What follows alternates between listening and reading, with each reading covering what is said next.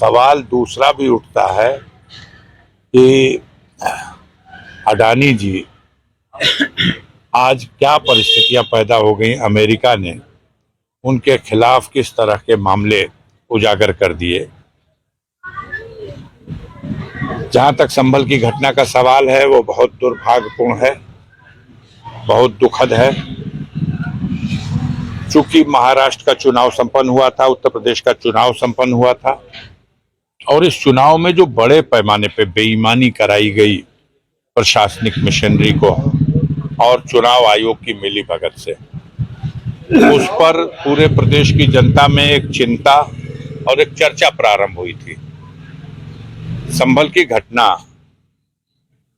मुझे ऐसा लगता है, बहुत से लोग ये बात हमसे कह रहे हैं कि उन चर्चाओं से दिमाग हटाने के लिए पहले इस तरह की परिस्थितियां पैदा की गई कि लोग उत्तेजित हों, और जब लोग उत्तेजित हो गए तो उनके साथ ऐसे ढंग से कार्रवाई की गई जैसे वो देश की सीमा पर कहीं विदेशी घुसपैठियों को रोकने के लिए गोलीबारी की जाती है, उस तरह से। तो ये देखने में आ रहा है, पिछले दिनों तो चुनाव में जब मतदाताओं को भी, महिला मतदाताओं को रोकने के लिए पिस्तौल निकाल के दौड़ाया जा रहा था। तो ये सरकार चलाने वाले लोग देश में लोकतंत्र का गला घोटना चाहते हैं और इसलिए इस तरह की घटनाओं को अंजाम दिया गया। हम चाहेंगे, हमारी विनती है, हमारा निवेदन है वहाँ के लोगों से कि जिनके घर के लाल इस घटना में मार दिए गए,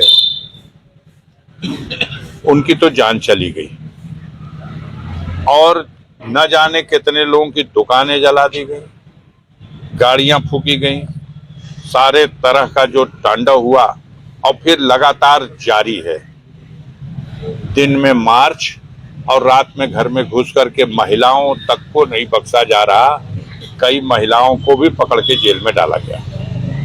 माननीय माता प्रसाद पांडे जी उत्तर प्रदेश में नेता प्रतिपक्ष हैं और इस हैसियत से जो सरकार की काल प्रणाली के विरुद्ध तमाम सवाल खड़े हो रहे हैं और पीड़ितों से मिलने के लिए और वहाँ की असलियत धरातल पर देखने के लिए वो वहाँ जब जा रहे हैं तो रोका जा रहा।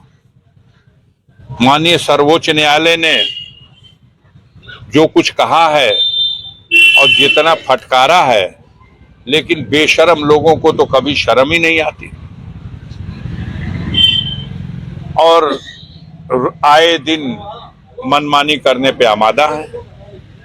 अब तो ये लोग प्रशासनिक मशीनरी का दुरुपयोग करके न्यायिक सेवा में बैठे हुए पदाधिकारियों को भी धमकाने, डराने और अपने दबाव में लेने और अपना मनचाहा कार्य कराने के लिए विवश कर रहे हैं। ये देश के लोकतंत्र के लिए बहुत बड़े खतरे का संकेत है।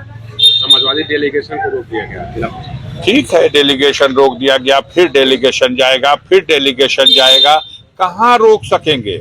और अभी जो अधिकारी गोलियां चलाने के बाद भी वहीं जमे हुए हैं और चुरुक रहे हैं, इन सबको खामियाजा भुगतना पड़ेगा।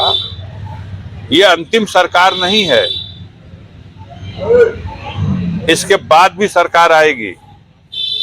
इनसे पहले भी जो शख्स वहां तख्ते नशीं था, उसको भी खुद के खुदा होने का इतना ही गुमा था। वो भी यही समझ रहा था कि अब हमारे बाद कुछ नहीं। लेकिन ये बैठे हुए कोई अस्थाई परमानेंट नहीं है, समझ रहे हैं। वक्त आएगा, बदले जाएंगे।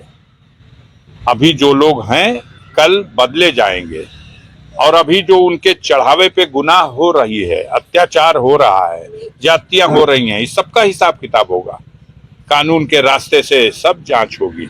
इस मामले में भी हमारी देश की न्यायपालिका इस तरह के घटनाओं और अत्याचार करने वालों के कभी इनका समर्थन नहीं करेगी और इनको लगाम लगाने के लिए जरूरी आदेश पारित करेगी। सर धन्यवाद।